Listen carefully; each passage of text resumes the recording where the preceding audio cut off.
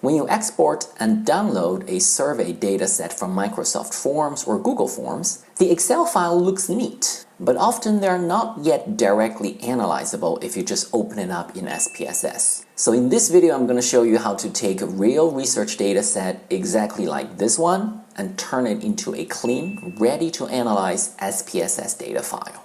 The dataset that we're going to be working with comes from a real research project that I am working on about AI skills. So in this data file, we have 115 responses. The questions we have on this survey are about AI skills and trends. All 5-point Likert scale items ranging from 1 strongly disagree to 5 strongly agree. And by the way, for the purpose of this video, I have removed any identifying information. So what you see here is a fully anonymized data file. So now let's import this Excel file into SPSS. So we go to SPSS, import Excel data.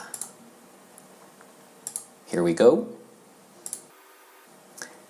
Okay. So this imports and opens up nicely, but as we can see, the data are not yet directly analyzable here in SPSS. We need to fix a few things like variable names, responses, measurement levels, things like that. Let's start with variable names. We want the variable names to be short, to the point, and of course, no spaces. So what we're going to do is that we will take the survey items and ask a generative AI tool to create the variable names for us. So I'm going to copy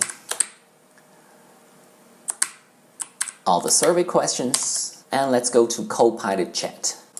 So for this video, I'm using Copilot because it is the generative AI tool that my university recommends, but you could use ChatGPT or Gemini or any other major generative AI tools as well. And I'm gonna say, give me SPSS variable names for the following survey items. And I'll just copy everything here. And here we have all the variable names generated. It has even given us categories or factors, 39 items in total. Let's just copy everything.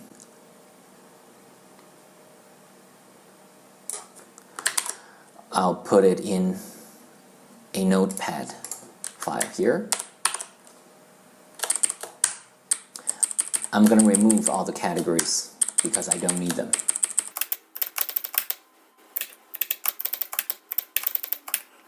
Okay, this should do it.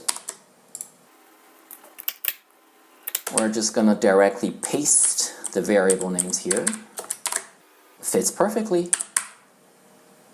By the way, I am naming my variables using AI because for this survey, we created the survey items ourselves to measure various AI skills and AI trends. And because this is a custom-built survey, doing it like this is perfectly fine. But if you are using, for example, published validated scales for your survey, then you should probably stick to the proper names of the scale when naming your variables. Now that the variable names are all sorted, let's work on the Likert-scale responses. We need to convert these textual responses into numbers. To do that, we go to Transform and Recode. We're going to select all the variables, so everything, and then give them new values. So strongly disagree becomes 1. Disagree becomes 2. Neutral becomes 3. Agree becomes 4. And strongly agree becomes 5. Okay, continue. Okay, okay, okay. Back to data. Everything looks good. So we go to variable view and change everything to numeric. So we can just actually copy and paste it for all the variables. And once we change this, actually we see the measurement level all changes as well to scale. That's perfect. Now the data file looks just perfectly fine. We can already run analysis on them. Let's do a quick descriptive. Just on some of the variables. Or a correlation.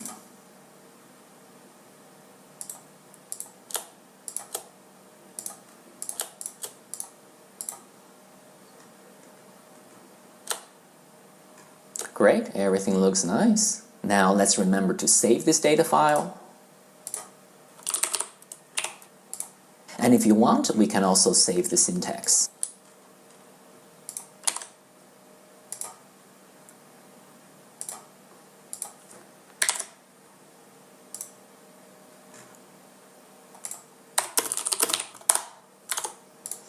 And that's it. Now you have a beautiful SPSS data file which is ready for analysis. I might make a few additional videos when I run analysis on this data file. So if you're interested in seeing these videos, please subscribe to the channel. I also want to quickly mention a couple of things here about this data set. You might feel, well, everything looked very easy, and you're right. Importing Excel file to SPSS and fixing the variables was quick and straightforward. But the reason it was quite easy was because when we designed this survey, we were quite careful and deliberate. We used only 5-point Likert scale items, which made the survey easy and fast for respondents to complete, and it also makes the data set much easier to prep for analysis. You may have also noticed that there are no missing values, so we didn't need to impute for any missing values in this data set. I guess what I'm trying to say is this: if you want data cleaning and data prep to go smoothly, the most important work actually happens before the data collection process, in careful survey design. It's much easier to build a well-structured survey from the start than to fix a messy data set afterwards. In fact, on my channel, I have another video about the most important considerations when building a survey, so please check that out if you're interested. I'll link it somewhere in this video or in the video description down below. Alright, thanks for watching this Ranywayz random video. Please like and subscribe, and I'll see you next time.